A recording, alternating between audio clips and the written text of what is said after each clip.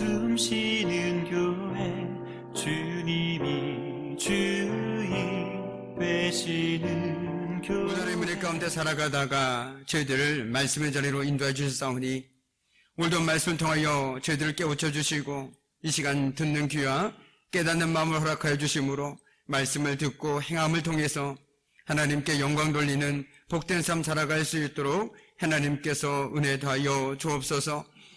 오늘도 부족한 죄종을 하나님 말씀을 전한 자로 세워주었사오니 인간적인 모습은 감춰주시고 오직 주의 말씀만이 선포되어 줄 수 있도록 성삼위 하나님께서 친히 주장하여 주옵소서. 모든 것 주님께 온전히 의탁하오며 감사드리며 예수님의 이름으로 간절히 기도드립니다. 아멘. 할렐루야. 반갑습니다. 우리 반갑게 앞뒤 좌우분들과 인사 나누겠습니다. 반갑습니다. 네, 반갑습니다. 네, 반갑습니다. 그리고 우리 이렇게 인사했으면 좋겠습니다. 끊을 건 끊고 포기할 건 포기합시다.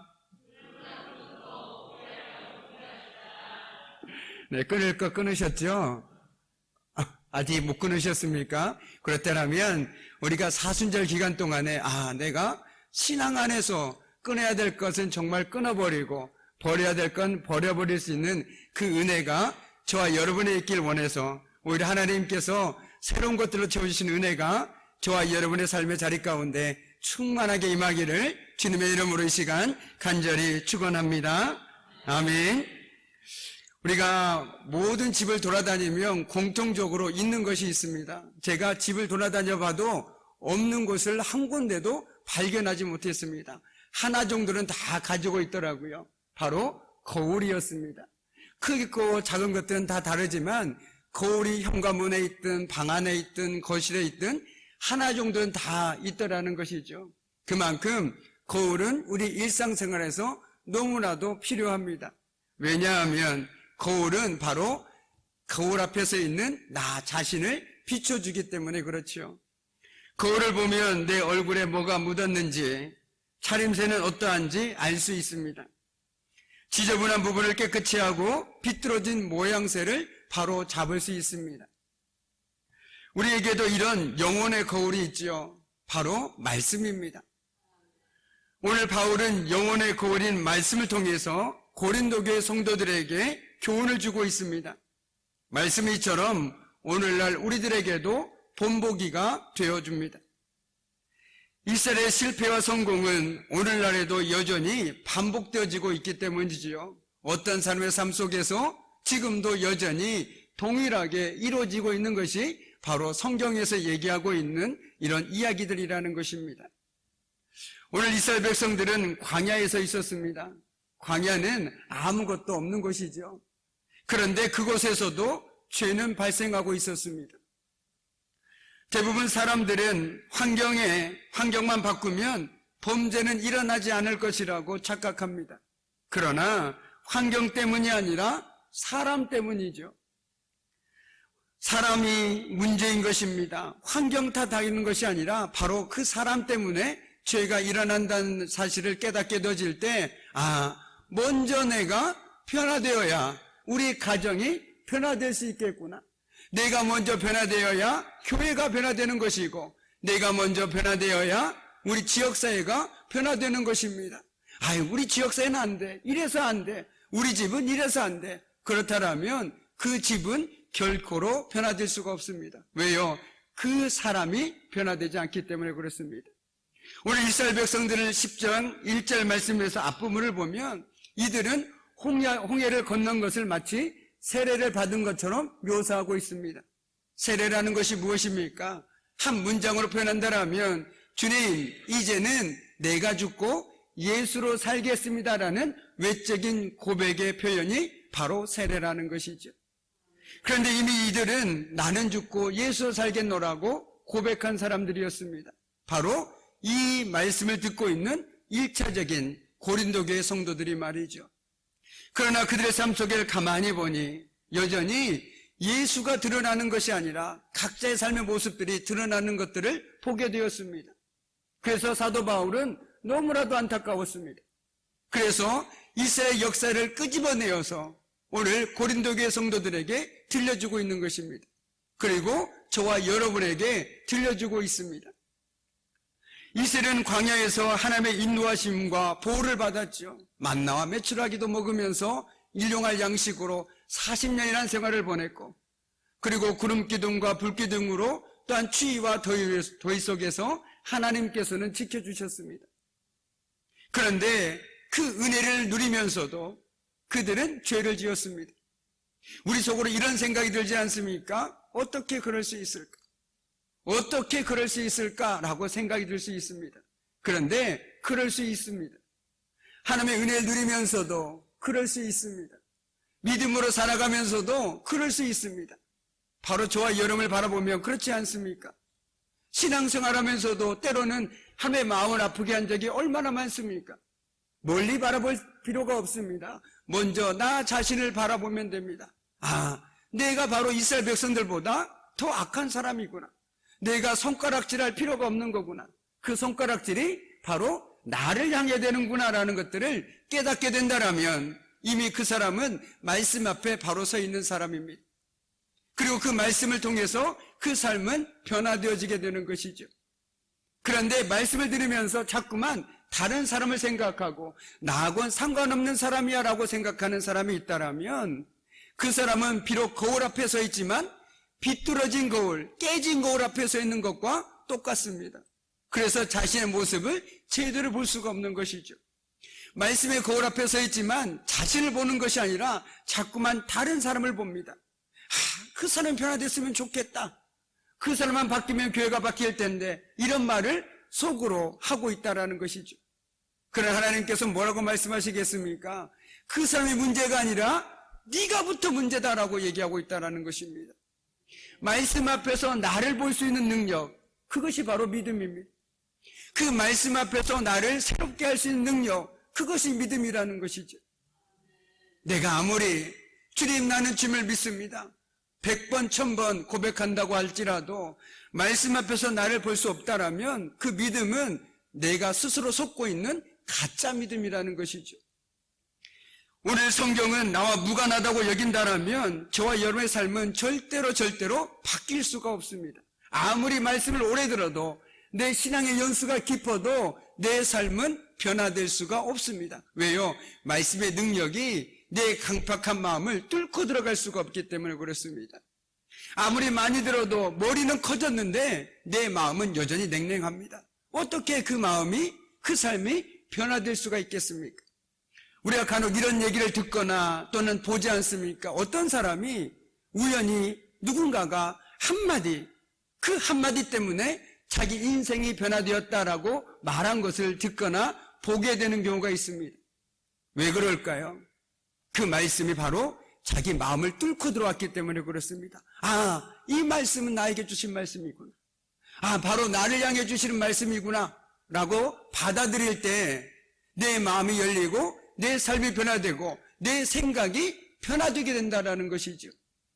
그러나 내가 내 마음을 닫고 얘기하십시오, 그냥 듣겠습니다, 이쪽으로 듣고 이쪽으로 빼고 이것을 수십 년 반복한다고 해서 내 믿음이, 내 삶이 변화될 수 있을까요? 아니요, 결코 변화될 수 없습니다. 오히려 내 마음이 마치 콘크리트처럼 더 단단해질 뿐이라는 것이죠. 아, 그 말씀 알고 있습니다. 아, 그 말씀 이미 익히 들어서 알고 있습니다. 아이, 거기서 좀 더 나가셔야죠. 왜 거기서 말씀을 끝내십니까? 아, 나보다 성경 지식이 좀 부족한 것 같네요. 이런 분에게서 어떻게 은혜를 기대할 수 있을 것이며 어떻게 그런 삶 속에서 변화를 기대할 수 있겠습니까? 결코 기대할 수 없다라는 것이죠. 오늘 말씀은 바로 나를 향한 말씀이고 나를 위한 말씀인 것입니다. 다른 사람 생각하지 마십시오. 나를만을 생각하시기 바랍니다. 그래서 우리가 하나님 말씀 앞에 날마다 이렇게 서지 않는다라면 죄가 우리를 삼키게 돼버릴 것입니다. 믿음대로 살고 싶으나 죄가 나를 늘 끌어갑니다.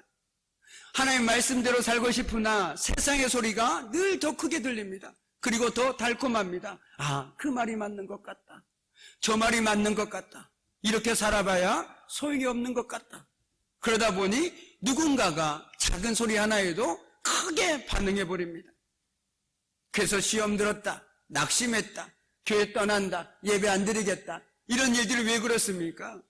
궁극적으로는 첫째는 믿음이 없기 때문이고요, 두 번째는 말씀 앞에서 자신이 제대로 서본 적이 없다는 것입니다. 말씀을 들으면서 그 말씀이 나를 향한 말씀이라고 생각해 본 적이 거의 없다는 것이죠. 오히려 다른 누군가 말을 떠오릅니다. 아, 누구 집사를 얘기하고 있구나. 지금 목사님이 누구 집사를 얘기하고 있고 누구 성도를 얘기하고 있구나. 아, 맞아. 그 사람은 정말 그런 것 같아. 이것은 잘못된 말씀 듣기입니다. 아닙니다. 나를 위한 말씀입니다.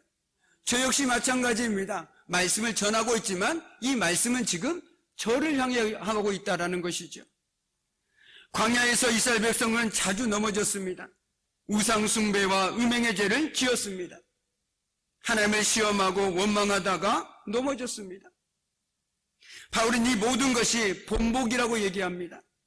이러한 죄를 우리 역시 지을 수 있다라는 경고인 것이죠. 야고보는 말씀을 듣기만 하고 행하지 않으면 쉽게 잊어버린다라고 말했습니다. 넘어지지 않으려면, 믿음 안에서 바로 서려면 말씀을 보는 것, 듣는 것만으로는 턱없이 부족합니다. 말씀에 순종하고 말씀대로 살아내는 일이 참으로 중요하지요. 성경에서 끊임없이 우리가 말씀을 펼 때마다 살아내라, 살아내라라는 주님의 음성을 들을 수 있어야 됩니다. 영혼의 거울의 말씀을 눈으로만 볼 것이 아니라 내 손과 발로 실천할 수 있어야 된다는 것이죠. 머리에 있는 이 신앙적인 지식을 끌어내려서 이 가슴속까지 끌어내려야 됩니다. 그래서 이 가슴이 열리고 그 말씀을 내 삶의 자리에서, 삶 속에서 살아낼 수 있어야 한다는 것이 바로 성경이 우리에게 지금까지 줄기차게 말하고 있는 것입니다. 예수님 역시 동일하게 말씀하지 않으셨습니까? 그 열매를 보고 그 나무가 어떤지 알겠다라고 말씀하지 않았습니까? 그 나무가 어떤지를 보고 판단하겠다는 것이 아니라 네가 어떤 나무였든지 상관없다. 말씀을 듣고 말씀을 행함을 통해서 맺는 그 열매를 통해서 너를 판단하겠다라고 분명하게 말씀하지 않으셨습니까? 그런데 우리는 자꾸만 나무를 봅니다. 아, 저 사람 참 좋겠다. 외향적인 모습만 봅니다. 그러나 우리 주님은 그 겉모습을 보지 않습니다. 오히려 그 마음을 통해서 그가 삶에서 어떤 열매를 맺고 살아가는지 그것을 더 중요하게 생각하고 계시다라는 것이죠. 말씀대로 살아본 것만 이 가슴에 남습니다. 말씀대로 살아봐야 진짜 말씀이 살아있는 말씀인지 능력의 말씀인지 알 수 있는 것이죠. 100번 1000번 들어서 하나님은 살아계신다는데 왜 내 삶에는 하나님이 살아계시지 않는 것처럼 느껴질까요? 말씀대로 살아본 적이 별로 없기 때문에 그렇습니다. 한번 말씀을 붙들고 기도해 보시고 말씀을 붙들고 내 삶으로 실천해 보십시오. 그러면 정말 말씀은 살아있다라는 것을 깨닫게 될 것입니다. 그리고 여전히 하나님께서 말씀대로 지금도 우리에게 말을 건네오시고 역사하고 계신 분이심을 깨닫게 되기 때문에 우리는 말씀 앞에서 늘 기도할 수 있고 말씀 앞에 서서 살아갈 수 있게 된다는 것이죠. 그러면 우리는 성경을 내가 몇 번 읽었다 자랑할 것이 아니라 그 말씀대로 내가 살아보았는지를 먼저 물어봐야 하고 나는 그 말씀대로 살아보았다라고 자랑스럽게 얘기할 수 있어야 되는 것 아니겠습니까? 누군가는 얘기합니다. 저는 1년에 성경을 10독합니다. 어깨가 이렇게 올라와 있습니다. 목사님이 1년에 성경 몇 독하십니까? 저는 10독합니다. 그런데 그분께 한번 여쭤봤습니다. 그러면 과연 말씀대로 살아보셨습니까? 그런데 그분에게는 성경을 몇 번 읽었느냐가 더 중요했습니다. 그런 건 읽어보면 다 안다고 얘기하십니다. 그런데 안타깝게도 그분의 삶의 향기는 결코 예수님의 향기가 드러나지도 않았고 신앙적인 향기가 드러나지 않았습니다. 많은 사람들이 오히려 그분을 통해서 아파하고 넘어지고 상처받는 일들이 비일비재했다라는 것이죠. 그런데 그분은 누군가를 만나면 가장 먼저 인사를 하고 물어보는 것이 성경 몇 독하십니까? 였습니다. 왜냐하면 그것이 자기의 자랑이었기 때문에 그랬습니다. 그런데 우리는 그것이 자랑이 아니라 내가 말씀대로 살아가고 있는 것이 자랑이 되어야 된다는 것이죠. 그래서 누군가 우리를 볼 때, 진짜 저분은 말씀대로 살아가는 분이야.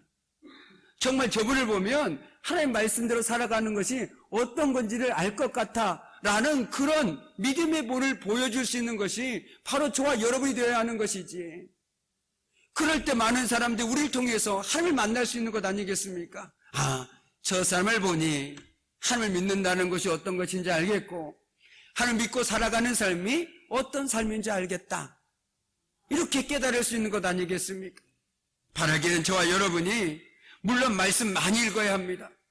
그러나 더 중요한 것은 내가 알고 있는 말씀 한 가지만이라도 제대로 붙잡고 살아가는 것, 내 손과 발을 통해서 내 삶의 자리에서 드러내는 것, 그건 역시 더 중요하다라는 것입니다. 우리는 알지 않습니까? 말씀은 지식을 위한 책이 아니라 삶의 변화를 위한 책이라는 것을 말이죠. 많이 안다고 좋은 것이 아니라 조금 알더라도 한 가지만 알더라도 그것을 제대로 내 삶에서 살아내는 것이 더 중요한 이유가 여기 있습니다. 요즘 한국교회가 참 많은 지탄을 받고 있고 최근에는 TV에서 또는 이단에 대해서 심도 있게 다뤘지요. 어찌 보면 골마있던 것이 터졌다고 생각합니다. 그런데 더 중요한 것은, 더 안타까운 것은 이 세상 가운데 어둠은 예전부터 계속되어져 있었는데 그리스도인, 한마디로 하나님을 믿는다고 고백하는 성도들이 이 어두운 시대 가운데 빛이 되어주지 못하고 소망이 되어주지 못하는 것이 더 안타까운 현실이라는 것입니다. 제가 새벽책에도 말씀드렸지만 예수님께서도 우리에게 내 집 빛이 되라라고 말씀하셨다라는 것은 바꿔 얘기하면 이미 어둠은 존재하고 있다는 전제가 깔려 있는 것입니다. 그렇기 때문에 우리에게 너에게 빛이 되어라, 소금이 되어라 말씀하신 것이죠. 그렇기 때문에 너무 세상이 어둡다라고 말세다라고 한탄하고 그 자리에만 머물러 있지 마시기 바랍니다. 그렇다면 말세라면 어둠이라면 내가 빛이 되어야 되지 않겠습니까? 내가 가는 곳에 어둠이 물러나고 내가 가는 곳에 소망이 싹 든다라면 그 삶이야말로 우리 주님께서 기뻐하시는 삶이 아니겠냐라는 것이죠. 저와 여러분이 가는 곳곳마다 어둠은 물러나고 오히려 슬픔 자리에서 소망이 싹 트는 그런 복된 삶 살아가기를 주님의 이름으로 간절히 축복합니다. 아멘. 그렇다면 바울은 이렇게 큰 은혜를 체험하고도 죄악에 빠져 멸망한 이스라엘 선조들의 이야기를 이야기한 궁극적인 이유가 과연 무엇일까요? 바로 선질로 생각하는 자는 넘어질까 조심하라는 경고를 주기 위함입니다. 우리가 잘 알고 있는 것처럼 고린도 교회에는 은사도 넘쳐났고 믿음도 넘쳐났습니다. 그래서 형제를 판단하기 시작했고 내 믿음을 스스로 드러내기 시작했습니다.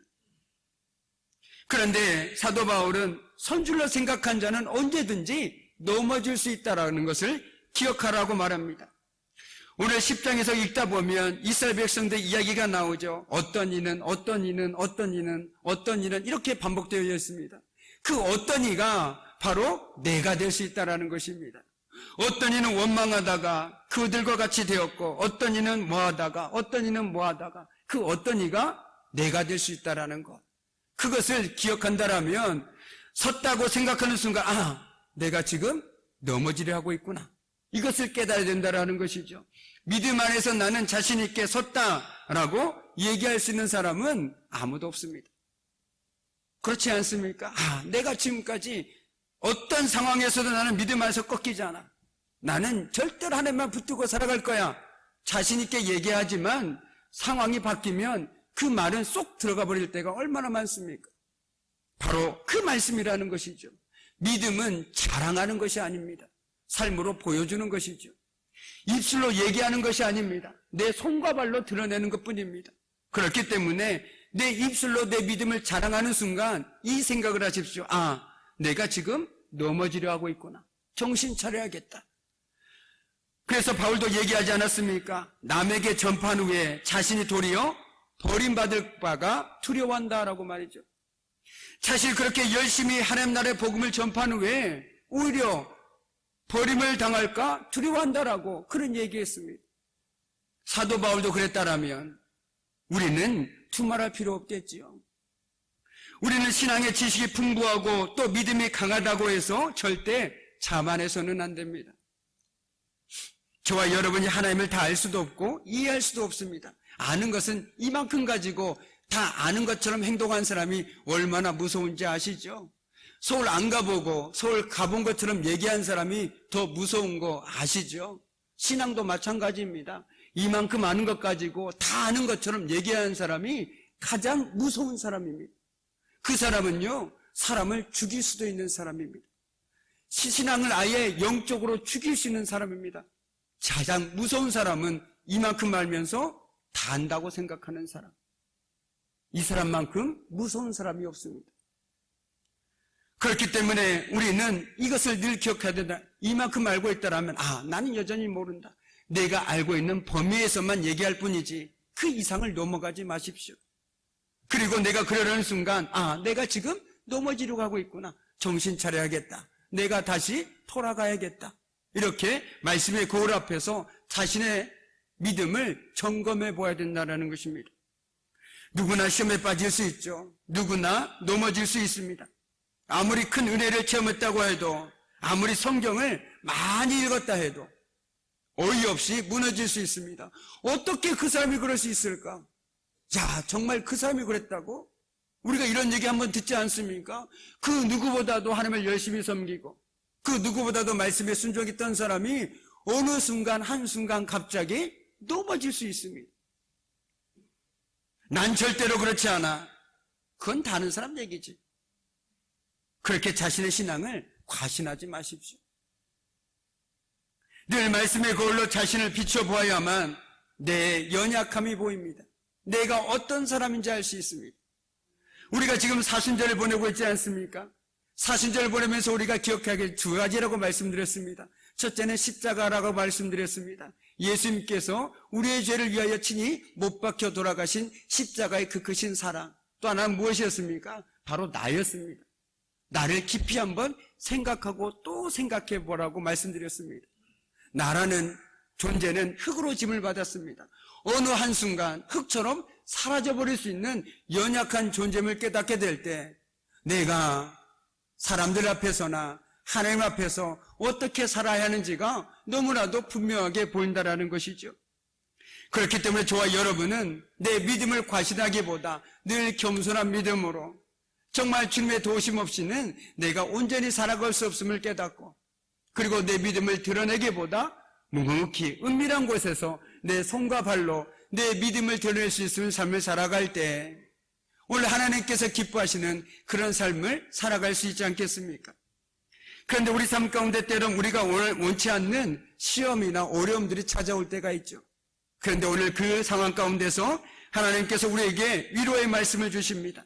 우리 13절 말씀을 함께 읽겠습니다. 13절 말씀입니다. 사람이 감당할 시험 밖에는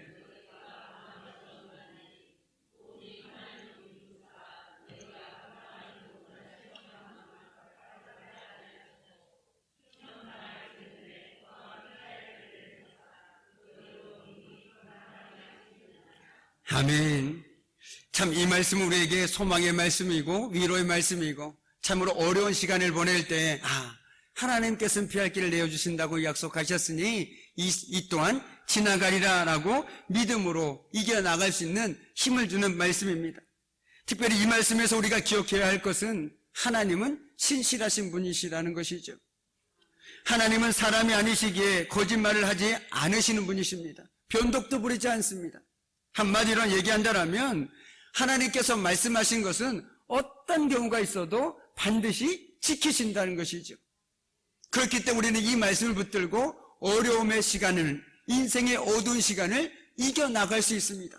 하나님께서는 우리가 감당하지 못할 시험을 허락하지 아니하시고 또 우리에게 피할 길을 능히 내어주신다고 약속하지 않으셨습니까? 저 그 약속의 말씀을 붙들고 이 시험 이겨나가렵니다. 하나님 이길 힘을 주시고 하나님께서 피할 길을 내주십시오. 이렇게 하나님의 말씀을 붙들고 나아갈 수 있는 것 아니겠습니까? 왜요? 하나님은 변덕쟁이가 아니니까. 하나님은 약속하신 것은 반드시 지키시는 분이시니까. 그렇게 저와 여러분이 말씀 앞에서 날마다 서야 하는 이유도 바로 여기 있다는 것입니다. 그 말씀은 결코 헛되이 돌아오는 경우가 없기 때문에 그렇습니다. 그 말씀은 언젠가 반드시 우리 삶 가운데 이루어질 것임을 믿기 때문에 우리는 말씀 앞에 서서 살아가야 하는 것이죠. 이제 말씀을 마무리 짓겠습니다. 저와 여러분의 삶을 살아가다 보면 세상의 문제가 더 커 보일 때가 있습니다. 그리고 내 자신이 참으로 제대로 보이지 않을 때가 있습니다. 그런데 우리가 그때마다 돌아가야 할 곳이 있습니다. 바로 말씀의 거울 앞에 서는 것이죠. 말씀은 뭐라고 얘기하고 계시는가? 그리고 지난날 말씀에 하나님께서 내 삶을 통해서 어떻게 역사하셨는가? 그 과거의 은혜의 거울과 말씀의 거울을 잡고 살아갈 때 우리는 어떤 상황 속에서도 흔들리지 아니하고 오히려 내가 지금 여기에서 하나님께서 허락하신 삶의 자리에서 무엇을 해야 하는지를 분명하게 깨닫게 된다는 것이죠. 믿는다, 믿습니다, 사랑합니다. 참 귀한 고백이죠. 그런데 하나님께서는 그것이 입술의 고백에서만 그치는 것이 아니라 내 손과 발을 통해서 드러나길 원하고 계십니다. 오늘도 말씀을 통해서 살아내라, 살아내라 말씀하시는 그 주님의 음성에 주님, 내가 하나님의 능력을 힘입어서 살아내 보겠습니다.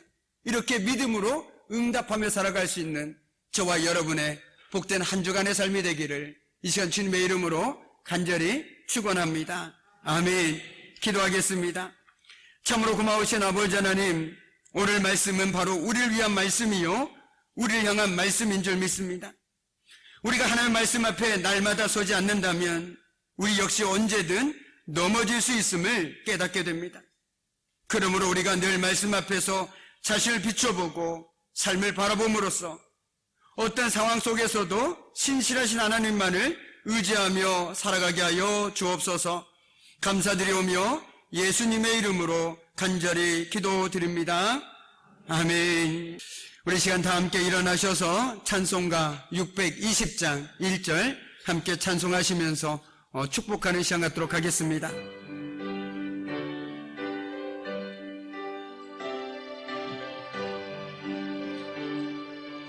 여기에 모인 우리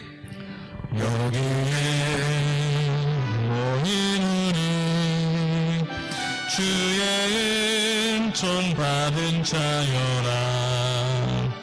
주께서 이 자리에 함께 계심을 아노라. 언제나 주님 말에 찬양하며 따라가리니 시험을 당할 때도 함께 계심을 믿노라. 이 믿음 더욱 굳세라. 주가 지켜주신다. 어느 밤에도 주의 맑은 빛 인도하여 주신다. 아멘. 이제는 우리 주 예수 그리스도의 은혜와 아버지 하나님의 말할 수 없는 사랑하심과 성령의 사귐과 임재와 다스리심이 늘 말씀 앞에서 자신의 삶을 비춰보고 신실하신 하나님만을 의지하며 살아가기를 결단하는 우리 귀한 성도들 삶과 그들의 가정과 일터와 삶의 자리 위에 이제부터 영원토록 함께 하시기를 간절히 축원하옵나이다. 아멘.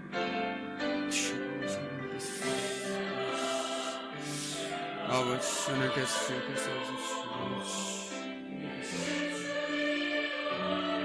내가 누려왔던 모든 것들이,